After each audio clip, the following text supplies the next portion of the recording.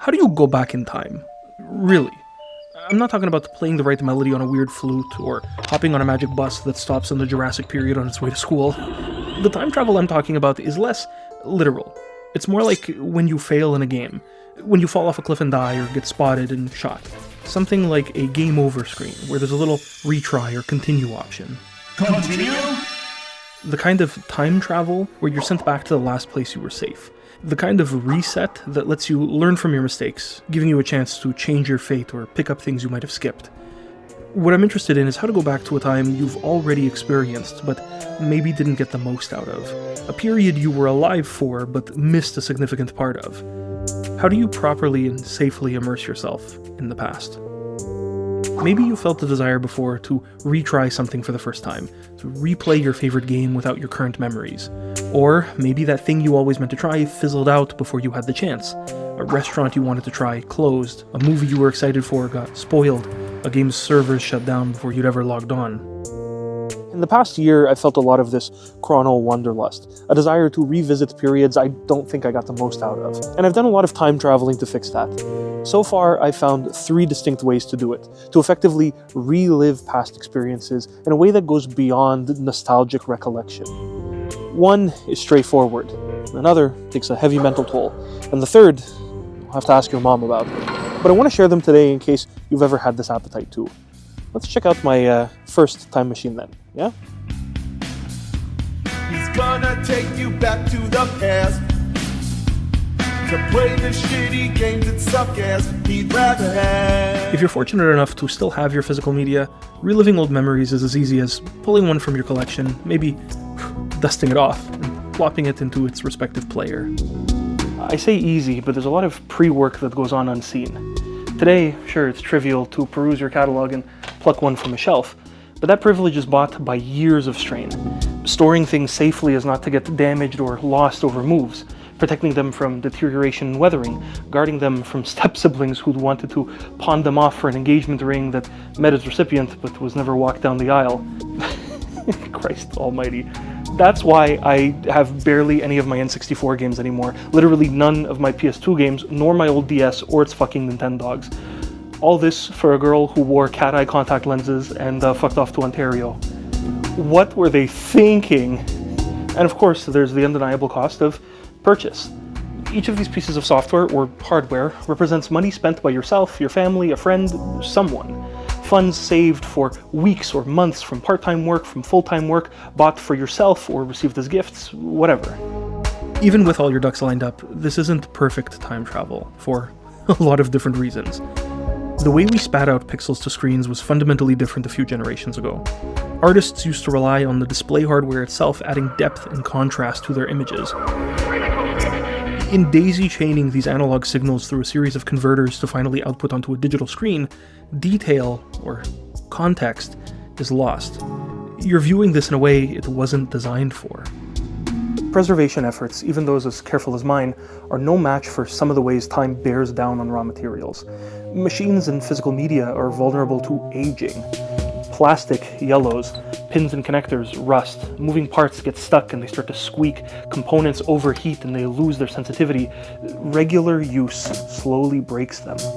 Every visit to the time machine, to the museum, to the nostalgia center reduces its effective lifespan. And worse, some scars don't always heal. In other words, this shit ages worse than a bag of diarrhea shoved up a horse's ass. A cousin of mine bit our GameCube controller, leaving not just this physical mark, but also a functional one, preventing it from detecting upward double flicks of the analog stick, which almost felt uniquely targeted at preventing us from beating one specific game, Lord of the Rings: Return of the King, because there's a near endgame level where you need to run upwards across a collapsing bridge, with running, of course, activated by double flicking the stick. I've already had onboard cartridge batteries die and lose their grip on the save files they've been tasked with maintaining. I've had memory cards stop working. Someday I'll probably plug in my Wii to find all of my Miis wiped as the console's hard drive has failed. I don't know how I'm gonna move on without Jack Layton bowling. These issues, dismissible at first, soon compound and make it impossible for you to immerse yourself in the time travel of it all. It's like going back to see a caveman shitting in a toilet. Something's off. Repairing and finding adequate replacements is hard too. I needed to get a new Wii RCA cable for this very video, but the usual retro game place I go to for spare parts had literally run out. A couple of years ago, I bought his last NES Zapper off him. This dude and shopkeepers like him around the world are quickly running out of inventory, and there's diminishing incentive for random manufacturers to make aftermarket alternatives. There's one last problem with this method of time travel that, to be honest, I'm scared to think about too deeply. The issue is that this time machine has a range limit, which it's already met. I don't mean that old, decently preserved games will physically stop functioning, I mean that new games will be impossible to preserve like this in the first place. With enough hard work, you'll always be able to revisit games from 1999, but ones from 2020 aren't guaranteed to last. Service model, convenience, and sustainability factors have made it such that the majority of games we play that mean something to us today have little to no physical form. Games are pre-ordered online and pre-installed overnight on release day. Game stores carry more merch than media now. Nobody loses sleep over big releases anymore. Midnight launches are dead.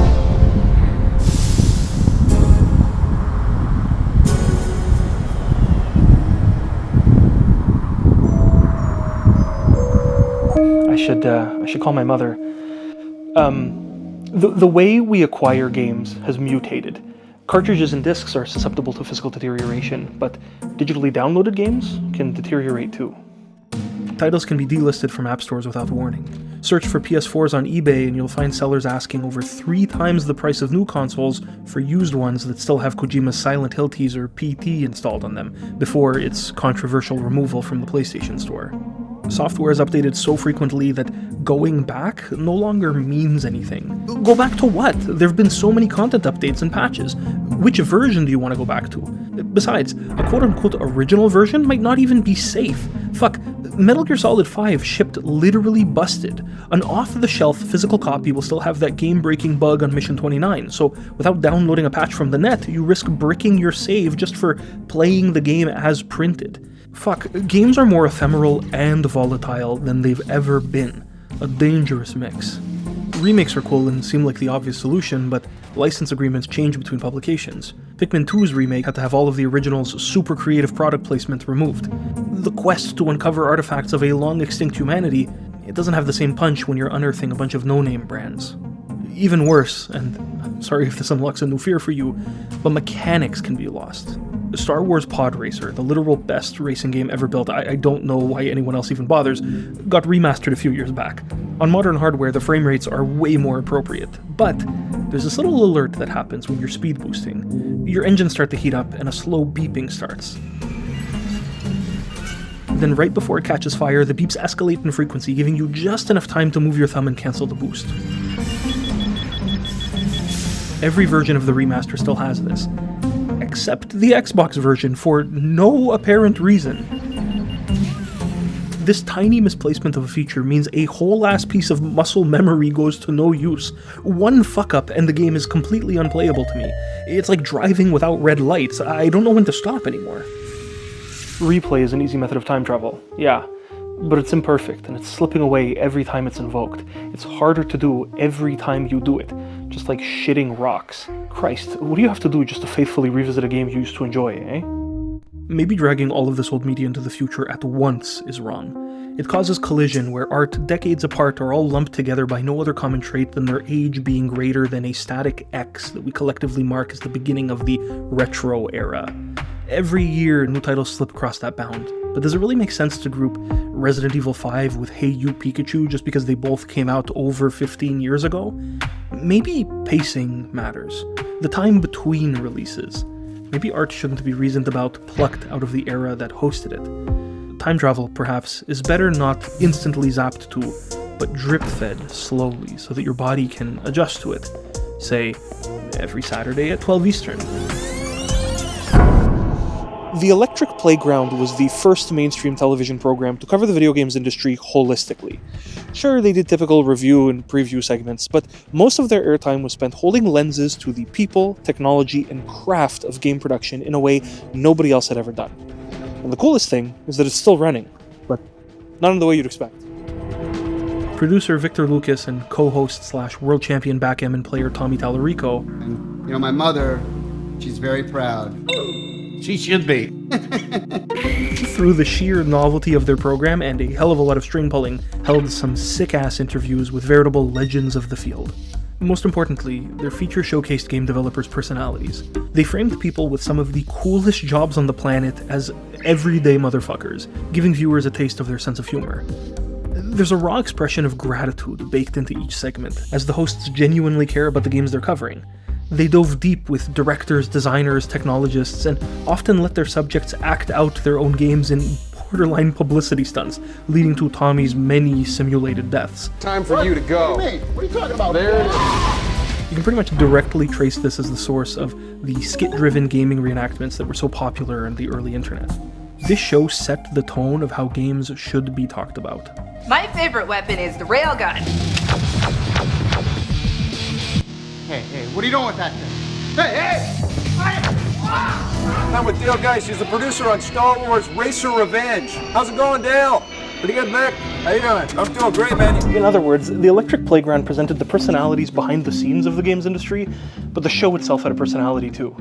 Its structure left room for running gags, skits, and tons of animated carnage. My favorite recurring segment is Reviews on the Run, which caps off each episode. It's a quick rundown of the 5 or 6 biggest games that released that week. The gimmick, though, is that the reviews are done on the run, meaning they're always shot from some random location between their other features. They'd pick spots specifically suited to their signature composite shots. Using wide, distorted lenses, they'd frame some interesting landmark in the background, and then integrate relevant gameplay footage into the environment. They plaster games on the sides of buildings, trains, walls. One of the best is on the aisle markers of a grocery store, clearly during business hours. And the combat is insane. You can totally tell where you gotta go. You go hop into battle. These dudes are just shooting the shit about Simpsons wrestling and Zone of the Enders while folks are like bagging their veggies. This is the sickest stuff. You get 2 discs. Yes, you do. One of them is the game, and the other disc is the demo for Metal Gear Solid 2. And just that alone, to me, was worth the price of admission. Let's get back to Zone of the Enders, though. Sometimes the footage is so heavily distorted that it's barely viewable, but nobody gives a shit because it's fun. Other times they go through the trouble of filming in locales that tie into the theme of their reviews. I'm giving it a 6 out of 10. What did you give Messiah? I give it a 5. A lot of racing games this week, they'll go to a go-kart track. Reviewing Wave Race for the GameCube, yeah, they'll do that from a jet ski showroom that they fucking found. If you can look past the graphics, though, there is a great game. I shouldn't have to look past the graphics. This is a brand new platform, and this is one of the first releases for the new GameCube system. You're right. I don't have to look past the graphics. Pocket Reviews is a dedicated handheld game review segment. The gimmick here is that the reviewer is playing the game from the kind of place you could only bring a handheld to. Maybe the docks, or a porta potty, or a freaking wedding. There's a recurring gag where Tommy Tallarico pops out of trash bins, Game Boy in hand, to deliver his reviews, and I fucking love it. Hey, I'm talking about Warlock on the color Game Boy! The Cheatmobile is another great segment where co-host Nazanin pops the hood of a PT Cruiser to teach viewers about different cheat codes in specific games. Some of these cheats, they seem to have gotten straight from the developers they'd done features on. Before the internet went mainstream, this was one of the only ways cheats were officially disseminated. You'd have to meet someone in a strange parking lot and they'd show you how to unlock Bill Clinton and Michael Jackson in a boxing game. We're still looking for Monica Lewinsky. In other words, they were committed to the bit. They were popping out of garbage cans and talking about cheat codes from the back of their car, not because it helped or added anything to those segments, but purely for the love of the game. And I think that's the root. Regardless of each week's features, they hustled and scouted and brainstormed ways for their show to be entertaining in and of itself. It was meant to be fun no matter what features they covered that week. They were trying to surprise their viewers. Where the hell are they going to review games from next? What the fuck kind of CG bullshit are they going to throw up all over the screen? Where the shit is Tommy going to pop out of this time? They have a whole feature on the makers of an upcoming Indiana Jones game for the N64 that's like 10% interview, 90% them jumping around reenacting movie scenes outside their offices. At one point, Tommy goes to Capcom to speak with the developers of a new Ghosts and Goblins game for the PS2, but between each interviewee, he gets attacked by skeletons who smack away his armor bit by bit, just like how health is represented by how many clothes you have on in the game. By the end of the segment, he's down to his underwear. Like, they didn't have to do this, but I'm so glad they did. They were committed to making each segment entertaining, whether or not you cared about the game they were covering. Their pitch back then was that the show should be as fun to watch as games were to play. Maybe that's because for television, they needed to keep their viewers' attention between commercial breaks, or maybe it's because game genres are so diverse that nobody would care about everything covered in a single episode. I don't know, but it made for fun watching. Bye-bye, I live here now. Oh, ow, fuck, oh shit. Tetanus. In its early seasons, before the industry got so tight-lipped, the Electric Playground offered a deep look into what went on in the offices of the biggest, or soon-to-be biggest, game studios. Or sometimes in their parking lots. Or in a tree. They interviewed people from a lot of really strange places. These days, you'd never hear developers talk so openly about their work, especially not without a PR rep standing by. Yet here, we often see uncensored shots of their fucking desktop computers, or watch them enact violence on their interviewer. I think I'm at a point in my life where watching how a game developer chose to spend their precious airtime killing Tommy Tallarico while simultaneously pitching their game to television viewers informs my opinion of their work so much more than the most in-depth 2-hour video essay ever could. That's not a dig at anyone in particular, that is me, my literal self. I don't know. The way games used to be covered is so interesting. Somehow on television, they made less restrictive programming than you get on YouTube anymore. No armchair game design bullshit, no pseudo-academic, quasi-educational, ludonarrative dissonance crap. There were some proper shenanigans, explosions, and dare I say, even violence. Yet, by tuning in every week, you still learn something new. And yes, I do mean every week. This week, next week, last week. This is time travel after all. In 2024, showrunner Victor Lucas, who had preserved every single segment ever aired, began uploading old episodes to his YouTube channel under the titles Gaming in the Year 1990X and later EP Classic. These were all well before my time. I started watching EP in college deep into Scott Jones's co-hosting era and around when they switched to a daily cadence. I was enthralled by the old format though, and their coverage too. It was so cool seeing the birth of world-renowned studios and gaming figures. Well, the guys at Sucker Punch, they came out of nowhere, really. I mean, they had a game called Rocket on the N64. Never heard of it. But this game really raises the bar on their ability. I want to see a lot more from this development team. But the most important thing about these classic episodes was and is how they're released. He didn't just dump them all out at once, he's been trickling them out weekly, and still is. If you go to his channel right now and subscribe, you'll be notified, like me, every Saturday morning of a new classic episode. Each one is uploaded sequentially, as in the order they originally aired, meaning time in the show progresses at the same rate as reality, just 2 decades behind. The space between weekly episodes forces you into what I think is the optimal viewing experience. For my partner and I, it's a fun weekend ritual. It's been a joy the last few years carving out 30 minutes to transport ourselves back to the late 90s, now early 2000s, and learn about whatever the fuck is hot shit. One of our favorite things is grabbing people's names and looking them up on LinkedIn to see whether they stayed in games or moved on to other, less volatile industries.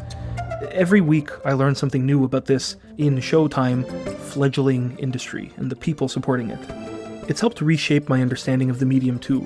Things that sounded to everyone like big deals wound up going nowhere. Other times, companies flopped around with concepts or service models that we're all familiar with today, like online connectivity, but consumers weren't ready for yet. How many of you guys hate having to go to the store to rent a video game? Well, thanks to a company called Games Mania, that activity may become a distant memory. Games Mania is PC games on demand. It's actually from Bell Canada, so you can put games on demand on your Bell bill. We're going to provide the digital distribution of video games. We got a subscription library of about 80 pretty top-ranking games, and you can rent them on a per-title basis or join a subscription and pay about $15 a month to get access to a huge library of games. But you don't actually own the box or own the CD or anything. Nope. It just goes right onto your to the computer. machine. And in fact, you don't even have to install the game. So yeah, we're definitely talking with Microsoft and Sony. Is this the future, Josh? Is this what's going to happen? I really think that digital distribution will be part of the market share. In our era, people love talking about the top most influential games of all time, but witnessing a generation receive and respond to them as they came out is a whole other thing.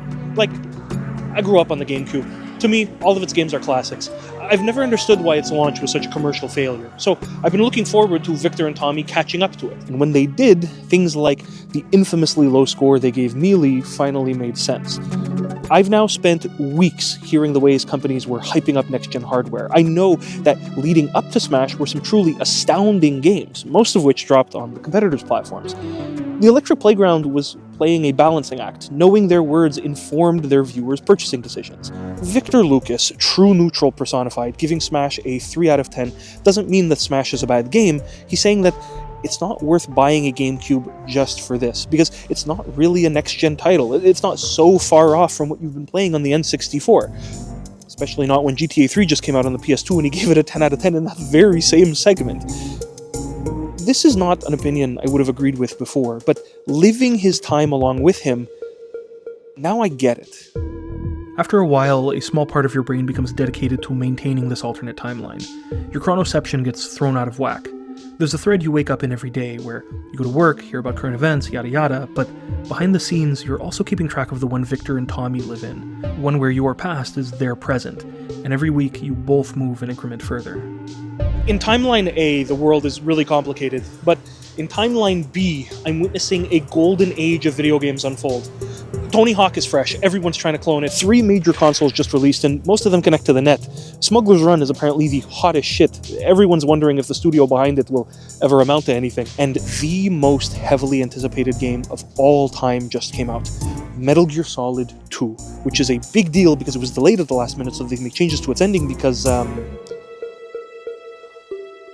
shit, right. Now, it's a real sensitive time around the world right now. There's terrorist attacks happening for real. There's also terrorist attacks happening in this game. And there was talk that you guys were going to postpone this game.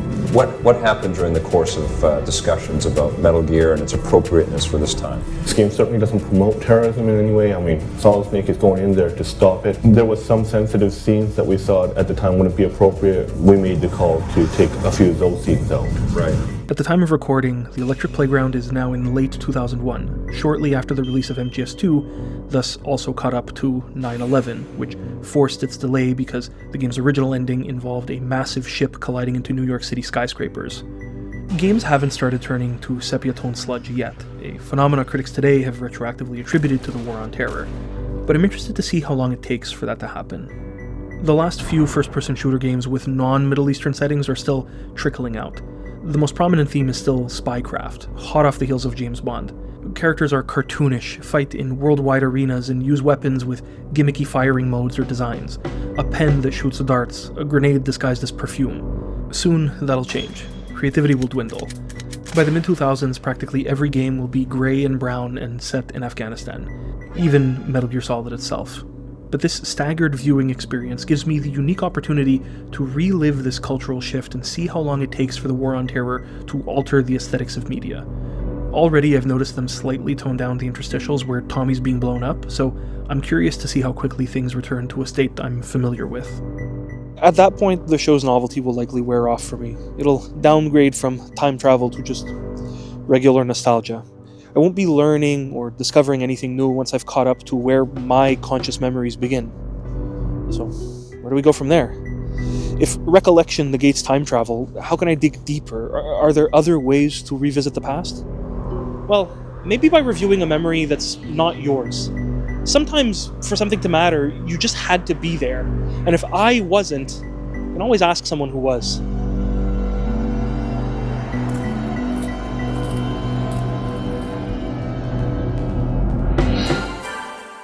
And then one of the times when I came in person, someone walked by me and said... It's like a random clerk? Yeah, a random clerk. And he said, I'm not supposed to do this, but we're getting a shipment on Thursday night. And I said, okay, how many are you getting? He said, we're supposed to get 10. And he goes, so we're getting it in Thursday, but we're only going to put them out to sell on Friday. This is a thrift store. But 19 years ago, it was a Best Buy.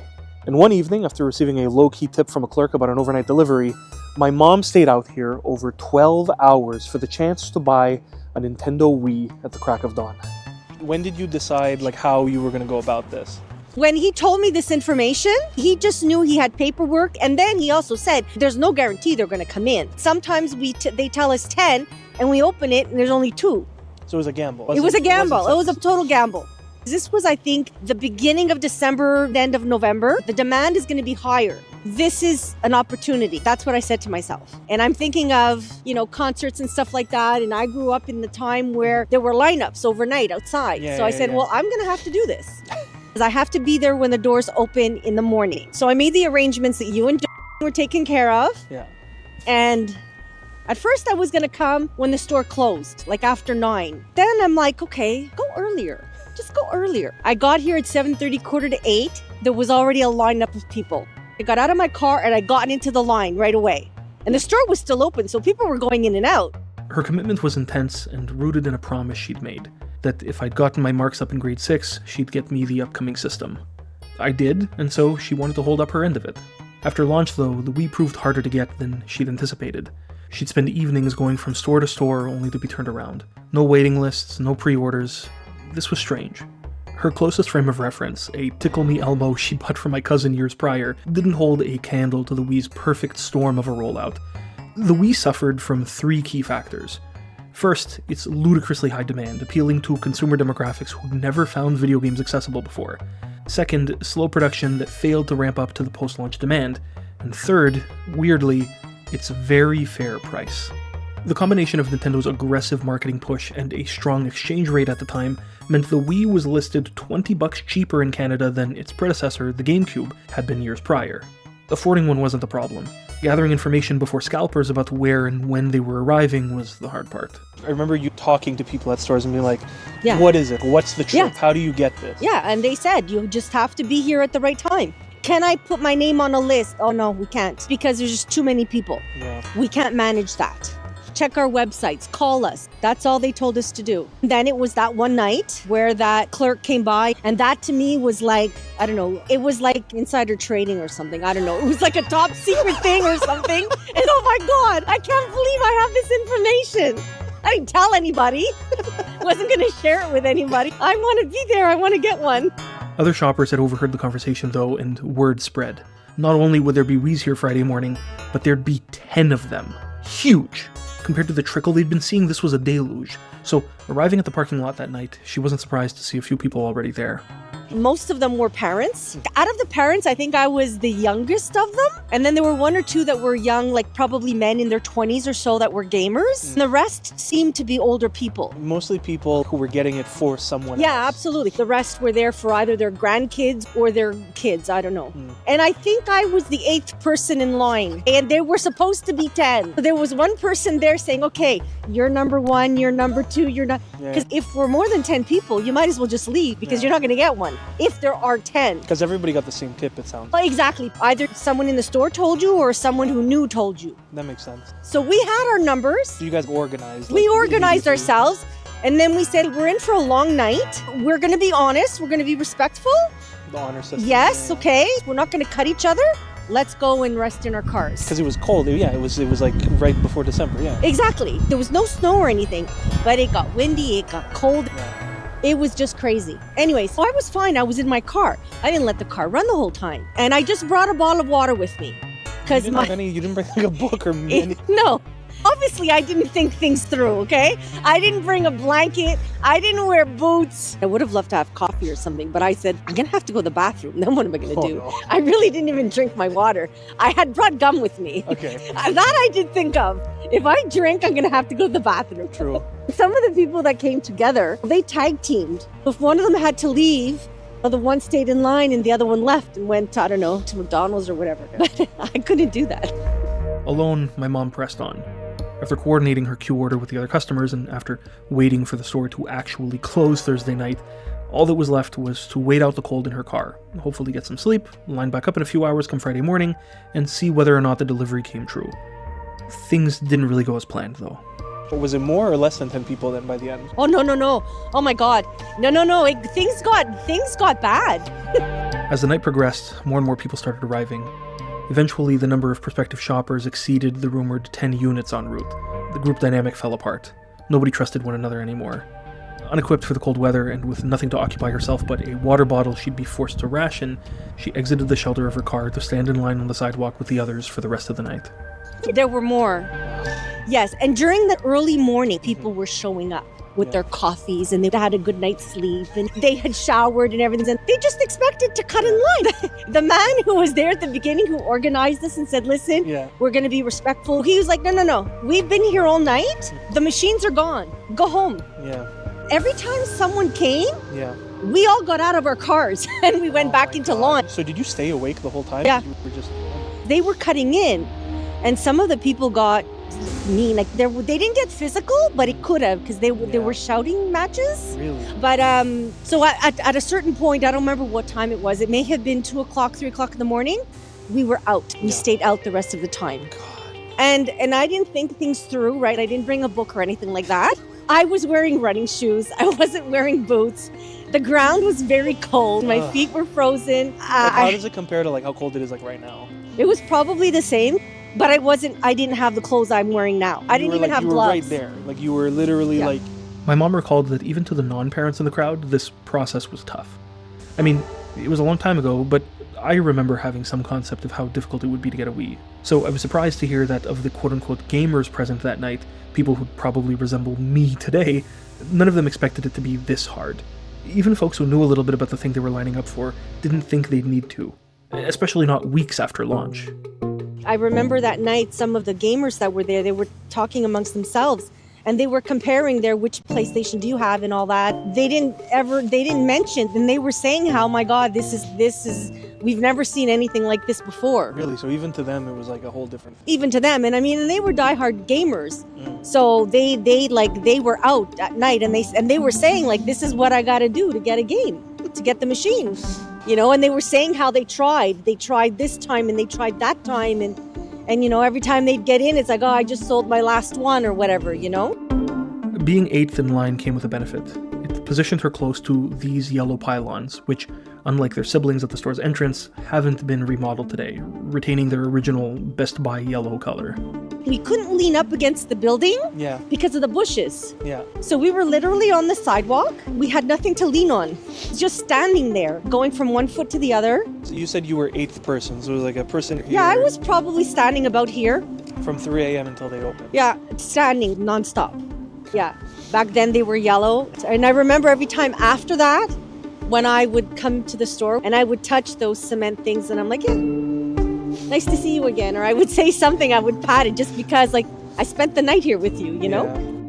I'm a little embarrassed about all this for a couple of reasons. The story is really cool, and I think it's one of my mom's most character-defining moments, which we'll touch on more in a bit. But it also kind of makes me feel like a loser. I mean, look, I wasn't there. Not for lack of trying, I should say. I begged her to let me go. There's no way I would have allowed you.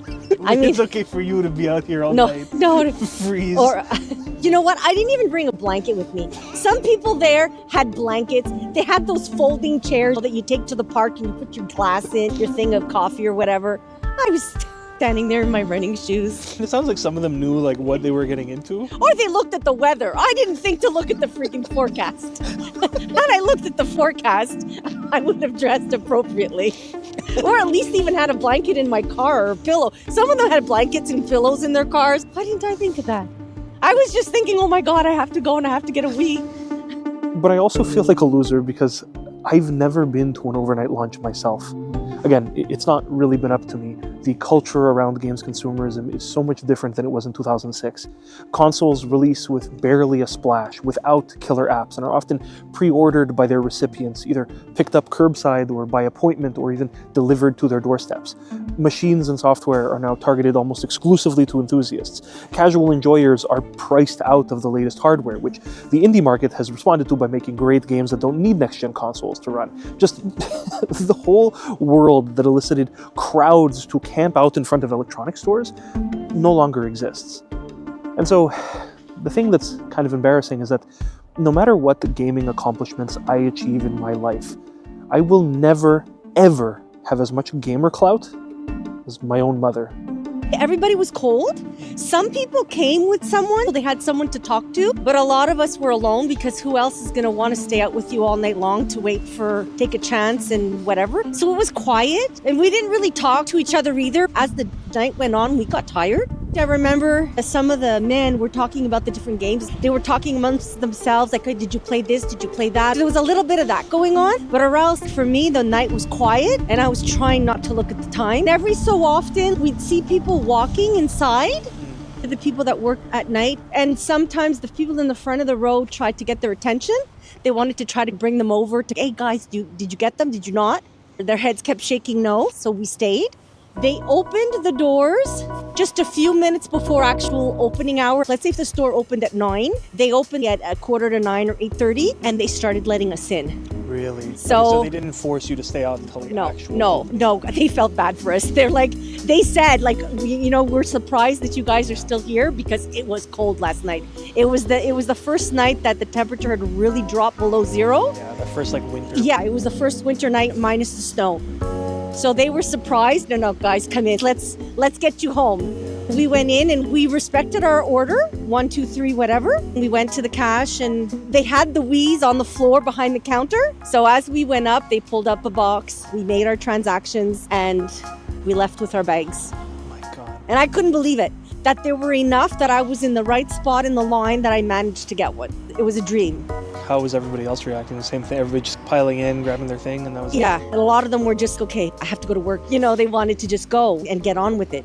But for me, it was I was looking forward to your reaction and to know like, oh my God, she actually got one. Like I've got a Wii. And then I was just looking forward to taking a hot shower and thawing a bit. Guys, there's a guy doing donuts in the parking lot. Can he not? We're parked like right here. Like many of the other parents departing Best Buy that morning, my mom's responsibilities didn't end there. She couldn't just go home, revel in her accomplishment, and get some well-deserved rest. I went home afterwards. I took my shower and then I had to go to work. And I remember my boss at the time. You know you were out. Yeah, I told her because I had to tell her. I said, I'm not going to be in work at 8 o'clock tomorrow morning because this is what I'm doing. But she says, wow. She goes, I would have never done that for my boys. And then after I did it, and I got the Wii, because when I walked into the office, they were all like, so? I'm like, I got it. And then like the following week, she said to me, she goes, my son, he was older, and he goes, she did that for her son? And my boss said, yeah, she did. And he goes, and she got it. And my boss said, yeah, she did. And he goes, wow, she's a cool mom. And she says, my son has never said that to me. She goes, but I would have never done what you did. I never thought I'd ever do that either, but I did. If it wasn't clear already, my mom did all this as a single mother, which obviously put her at a disadvantage. As she said, other parents tag teamed that night, well, she was unable to. It also motivated her, though. Her commitment to getting a Wii back then is always something I've admired and been impressed by, but admittedly, haven't fully understood. I mean, it was a long time ago and I was a kid, so I may be misremembering, but as much as I wanted a Wii, it felt like my mom wanted me to have one more. It would mean something to her that we had one at home. In a conversation we had off record that I can't go into the details of without subtweeting my adulterous father even more than I already do on Blue Sky, I learned that her status as a single parent is what set how far she was willing to go to pull this off. And even though I'd never heard that in explicit terms until very recently, I knew it. When I got home that evening and saw how proud she was of herself to have pulled it off, I saw it. And when I talked to other kids at school about how cool Wii Sports was and felt their burning jealousy, I understood it. I remember going to school and telling my friends, like, oh, we got a Wii at home. And I was one of the first kids at school to get one. I know a lot of kids at school who had different means to like get Wii's or get this kind of stuff, but none of their parents were putting in the effort because you had to, we were at an age where you couldn't go do it yourself. You needed to kind of rely on your parents to figure it out, and I guess none of them had parents who were willing to put themselves on the line quite like you did. Telling people that I had a Wii now was like one thing, but then finding out that like my mom did it was even cooler than having the Wii. Like it was like, wait, you have a Wii and you have a cool mom? That's crazy. That's crazy. That's funny. Because like everybody wanted to know. It wasn't just how did you got it. Like how did you get it? Okay. How did you do it so that I could tell my parents to do the same thing? And then you explain to them. And you're like, yeah, my mom's never going to do that. My dad's never going to do that for me. This part of gaming culture, this traditionally canon event in every gamer's upbringing that the world grew out of before I came of age, maybe wasn't entirely a fun or good thing. We live in an easier world where distribution of goods is streamlined to near perfection. Big box chains and their massive footprints are dying from lack of foot traffic. Malls are transforming into non-uniquely shopping spaces while commerce moves online. The ways we consume are changing. I mean, case in point, a Best Buy once so pivotal it corralled people to sleep outside its doors is now a thrift store and donation center. Only its awning and pylons remain. Hearing my mom describe the thought process leading her to realize that the only way to get a Wii before the holiday rush was to sleep out in front of a Best Buy sounds like something from another world. No, the Wii, you couldn't. You didn't even know where they were. You didn't know how to get one. You just had to put in the work. It was really yeah. And it's like you found out that they're going to get a shipment. They're going to put them on the shelves. Well, if I would have waited Friday night after work, the shelf would have been empty, right? So the only other choice is I'm going to be the first one in the store in the morning. There's no point going first thing in the morning because chances are there's going to be a lineup. We had seen that on the news, that people were lining up. People still were hopeful. Yeah, they were hopeful. People were desperate. Desperation is not something I felt trying to attain luxury physical goods like video games in a long time. Option paralysis, maybe, but consuming is not challenging anymore. Commitments don't test you so much as they used to. If you could go back in time, would you do it again? I would do it again now if it came up. Because don't forget, it was also, even though I was cold and I was tired and all that, afterwards, like when it settled in and like, I did it. I got it. When, like you said, you were one of the first ones. That wasn't even the objective, really. It was just to get one. And I got it. And yeah, it feels good. Is it the kind of thing you reference when you're doing something difficult in life or something challenging happens? Do you ever go back and like, oh, I slept outside of the Best Buy for 12 hours. I can do this. Yes. Yeah, it is. It is. And of course, it did give me a boost of confidence. It did make me feel proud of myself. It made me happy that I was able to do something for my son. It was all good. It was an experience. It wasn't all fun, the cold and people coming and wanting to fight because they wanted to cut the line and all that. But it felt good. It's like, it's like being in a race and you a marathon and you get to that finish line. You didn't quit. And that was probably one of the first things I ever did, if not the thing I did, that I felt most rewarded about. Nostalgia is weird. Even though I wasn't there myself that night, I feel something when I'm here. Even though I didn't see them in their era, I still feel something like a foreign recollection when I watch old gaming shows. And of course, I feel anxiety when I revisit my own aging, damaged, and partly missing time machines at home. Did you have to be there for time travel to work? No, I don't think so.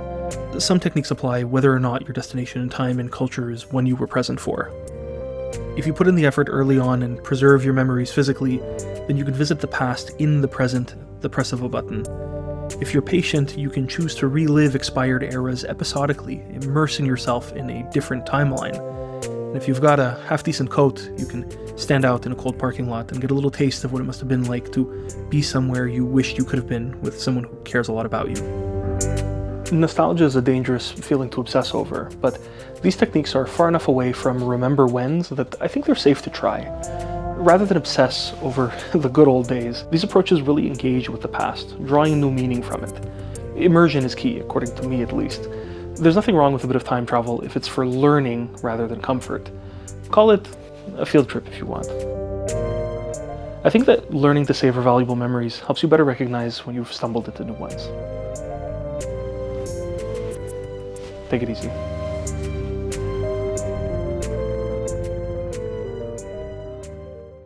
Hey, what up? Hanging out with Laura here for a couple of quick thank yous and acknowledgements. First off, I think I've been working on this since November, December-ish, so almost half a year on this one. There were 4 different videos made by other creators that touched on like similar themes of nostalgia that I just wanted to recommend to you guys as follow-ups because they came out over the span of me working on this, and so they probably influenced this in some way, shape, or form. Those are Writing on Games' Downhill Domination video, Hot Cider's PS360 nostalgia video, Therapist Plus Gamers, Ghosts of Games Past, and Alex Fraioli's Obsession with Chrono Trigger. All of those great videos, they'll be linked in the description below. All have to do generally with like gaming nostalgia and the way we try to revisit the past and often fail to do so. Thanks to my partner for scouting so many different locations and dumpsters with me, and also for allowing me to use her life-sized Lara Croft figure statue. This is hers. This is not this is not mine. This would not be here if I had any say about it. And I am not fucking joking. The amount of people who have to explain to like, oh, cool statue. Is like, no, that is my girlfriend's big booby lady statue. This is not mine. Thank you to everyone who came out to the Wii parking lot gaming night. I'm glad I finally had enough people and Wii Motion Pluses to experience the 4-player canoe game, which I will be milking the footage from for the rest of my fucking foreseeable life. Thank you to Victor Lucas for running EP and for airing EP Classic. Incredible time. Thanks to PMP Games for supporting EPN.